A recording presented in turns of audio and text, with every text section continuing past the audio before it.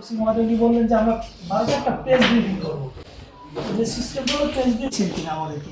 আমি কিন্তু আসলে ইনফরমেশন ছাড়াই এসেছি যে প্রেস রিলিজের বাইরের কথা, তাহলে এটা গুরুত্ব থাকে, কিছুই দরকার। আচ্ছা আমি একটা কথা বলি, হ্যাঁ একটা কথা বলি, ওনাদের পেশাদারিত্বে এখন দলে দলে সাংবাদিক পেয়ে তো ওরা বলবে না, বলা হয় তা সেখানে প্রেস বলা হয় না।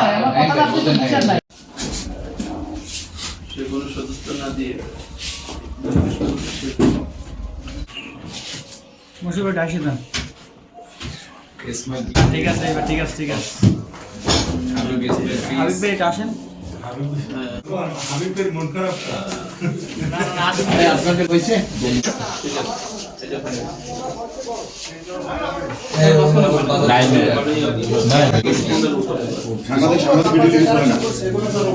আমি তো এইসব ভিডিও আমরা যে কারেকশনটা দিচ্ছি সে কারেকশনটা ওদের দরকার না।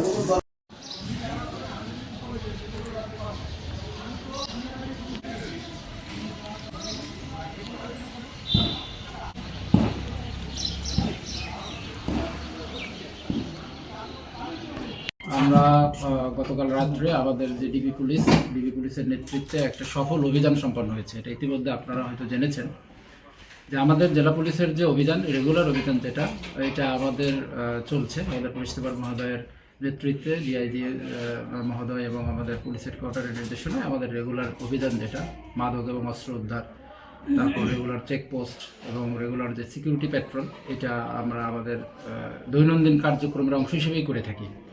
তো সেরকমই গতকাল আমাদের মাদক উদ্ধার এবং অস্ত্র উদ্ধার যে অভিযানের যে একটা টিম, সেই টিম তারা খবর পায় যে ভান্ডারিয়া থানা এলাকায় একজনের কাছে অস্ত্র আছে, যে তার নাম হলো মোহাম্মদ আলিম খান।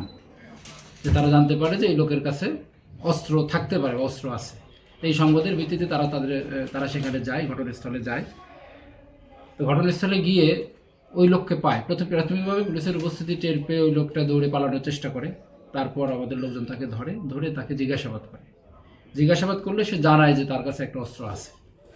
তারপর তার দেখানো মতে তার শয়ন ঘরের বিছানার নিচ থেকে কাপড়ে পেঁচানো অবস্থায় একটা অস্ত্র উদ্ধার করে। তো অস্ত্রটা হলো একটি বিদেশি পিস্তল, যার দৈর্ঘ্য 17 সেন্টিমিটার এবং প্রস্থ 12 সেন্টিমিটার, এবং এটার ফায়ারিং পিন সচল আছে। আমরা আমাদের যে অস্ত্রাগারের যে ইনচার্জ আছে তাকে দিয়ে আমরা দেখাইছি, এটা সচল অস্ত্র বলা যায়। এবং এটার সাথে একটা ম্যাগাজিন ছিল, ম্যাগাজিনটা ভিতরে লোড করা ছিল, লোডেড ম্যাগাজিন, এবং এটার ম্যাগাজিনে 5 রাউন্ড গুলি পাওয়া গেছে।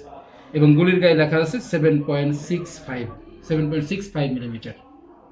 ঠিক আছে, এইটুকুই ছিল আমাদের যে অভিযানের যে বিষয় সেটা। এবং